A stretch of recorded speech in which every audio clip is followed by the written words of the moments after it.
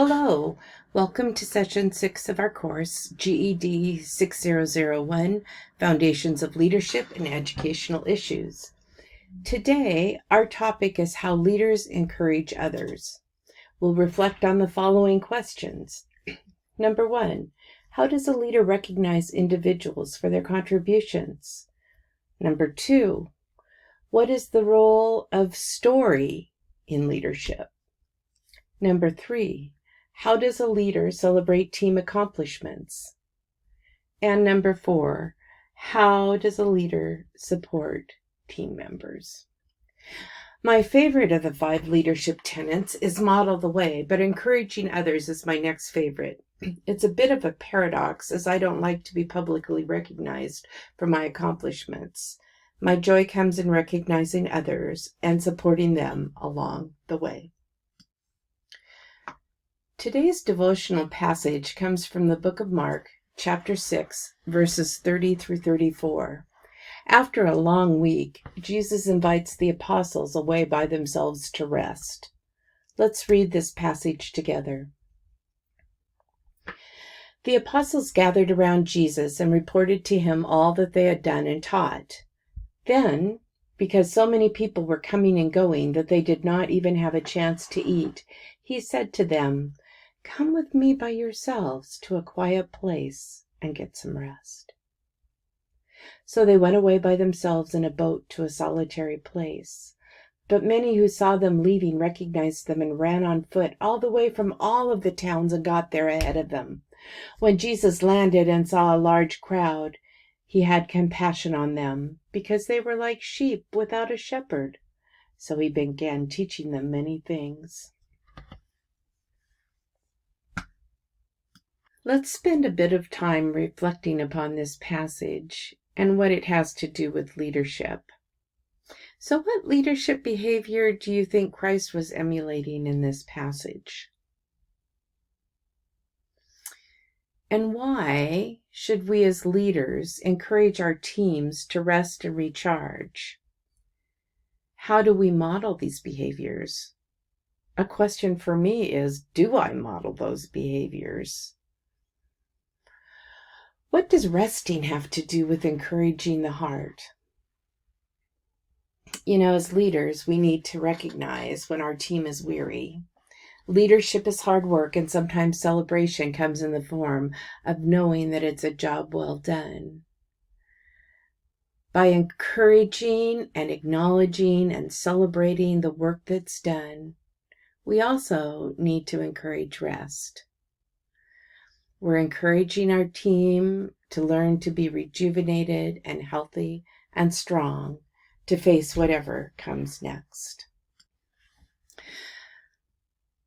In the tenet of encouraging the heart, one of the chapters is about recognizing contributions, and in recognizing what each team member brings, expecting the best. And Kouzes and Posner write, exemplary leaders elicit high performance because they strongly believe in the abilities of their constituents to achieve even the most challenging goals. Positive expectations profoundly influence not only your constituents' aspirations, but also, often unconsciously, how you behave towards them. The best leaders bring out the best in their team. If the potential exists within someone, exemplary leaders always find a way to release it. The field of positive organizational psychology provides solid evidence that leaders who create an affirmative orientation, foster virtuousness, and focus on achieving outcomes beyond the norm are significantly more successful as leaders. One of the things that happens in our unconscious psyche is that some of our beliefs may show up in ways that we might not even be aware of, including our body language and wording in the most innocent of discussions. As leaders, we always need to recognize that may cause a barrier between us and our team. As a leader, you do care deeply about those in the arena with you, You have given them honest feedback, and you've been clear about your expectations. Another way we can recognize contributions is to personalize the recognition. We all want to be known, valued, and heard. We all want to be recognized for our contribution to realizing a vision and making a difference. However, not everyone wants to be recognized in the same way. Do you know your team members well enough to know how to recognize them for a job well done? While appreciation and recognition are different concepts, there are particular ways in which people wish to be acknowledged or appreciated. Know your team well enough to know how to make each individual feel appreciated. In Gary Chapman's book, The 5 Languages of Appreciation in the Workplace, he discusses the 5 ways in which people appreciate acknowledgement at work. Words of affirmation, quality time, through acts of service, by tangible gifts, or physical touch. And you know what? Your mother was right. You can't say thank you often enough.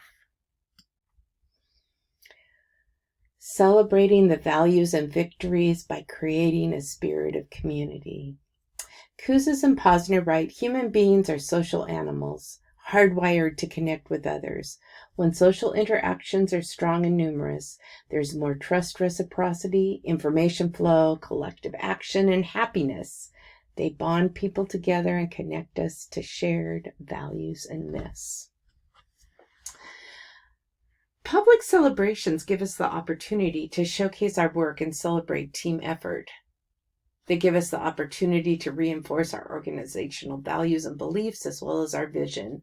They help not only create a sense of community, but also show what our organization stands for. So often we are wrapped up in the work because it is important and what we're passionate about, but we also need to take the time to have fun together. As a team, we need to work hard, but we also need to play hard. Playing together helps us know each other a bit more and create better opportunities for feed work. Twice a year, I invite the Mission Valley staff to my home for a brunch. I do all the cooking and the preparing and getting games ready and provide silly prizes. The games are usually played in pairs and often provide our staff an opportunity to learn something more about their colleagues. When I was a principal, I would put a small payday candy bar in the teachers' boxes at the end of each month. I also always gave each person a homemade Christmas ornament. Some of the people I'm still in contact with after 30 years tell me that they put those ornaments up on their trees every year. Even a very small gesture or gestures make a big difference. Being personally involved. Kouzes and Posner say, if you want others to believe in something and behave according to those beliefs, you have to set the example by being personally involved. You have to practice what you preach. If you want to build and maintain a culture of excellence and distinction, then you have to recognize, reward, reinforce, and celebrate exceptional efforts and successes. You have to get personally involved in celebrating the actions that contribute to and sustain the culture. And if you want people to have the courage to continue the quest in the face of great adversity, you have to encourage them yourself. What more can I say? Leadership is a relationship, and you don't have a relationship with your team unless you're involved and show that you care. People will be much more likely to be a part of an initiative when they feel a personal attachment. Showing is one way to make sure that people know you're not taking them for granted. Leaders need to find ways to celebrate accomplishments.